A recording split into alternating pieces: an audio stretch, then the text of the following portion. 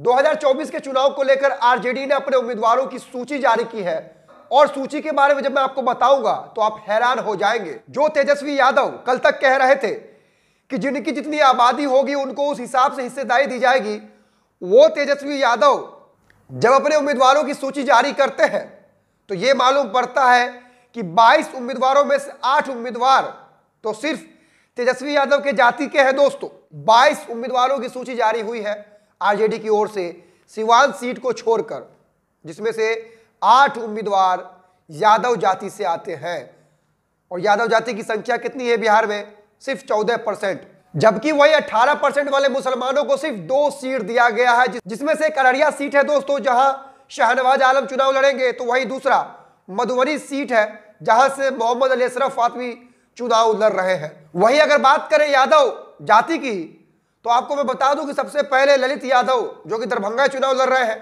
दूसरा मीसा भारती जो कि लालू यादव जी की सुपुत्री है, पाटलिपुत्रा लोकसभा सीट से चुनाव लड़ेंगी। वही तीसरा अर्जुन रॉय जो कि सीतामढ़ी लोकसभा सीट से चुनाव लड़ेंगे। चौथे में डॉक्टर रोहिणी आचार्य है जो कि लालू यादव जी की सुपुत्री है, वो सारण सीट से चुनाव लड़ेंगी। दीपक यादव वाल्मीकि नगर चुनाव लड़ेंगे। सुरेंद्र प्रसाद यादव जहानाबाद से चुनाव लड़ेंगे। जयप्रकाश यादव बांका चुनाव लड़ेंगे।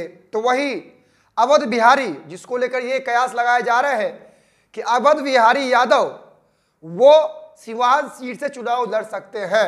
हालांकि अभी ये मामला स्पष्ट नहीं हुआ है कि सिवान सीट पर आरजेडी किसे उम्मीदवार बना रही है, लेकिन जो सूत्रों के हवाले से खबर है दोस्तों, अवध बिहारी यादव इस सीट से चुनाव लड़ने वाले हैं। तो ये कुल 8 उम्मीदवार आरजेडी के हो गए हैं।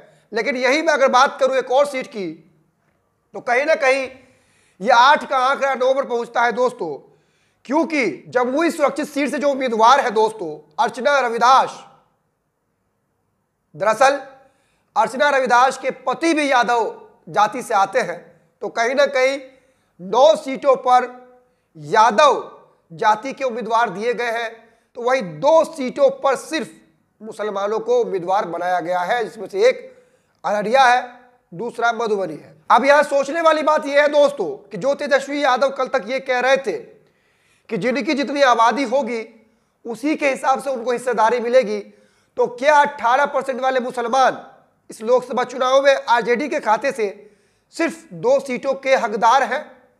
क्या मुसलमानों की हिस्सेदारी सिर्फ 2 सीटों से पूरी हो जाती है?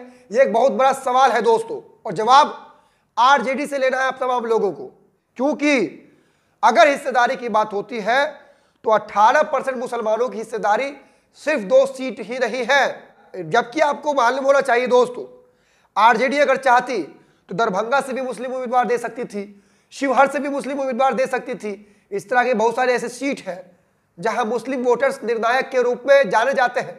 उन सीटों पर मुस्लिम उम्मीदवार दिए जा सकते थे, लेकिन ऐसा नहीं हुआ और 18% वाले मुसलमान को 2 सीटों का लॉलीपॉप चूसने के लिए दे दिया गया है। तो वही 14% यादव आज 9 सीटों पर चुनाव लड़ रहे हैं बिहार में।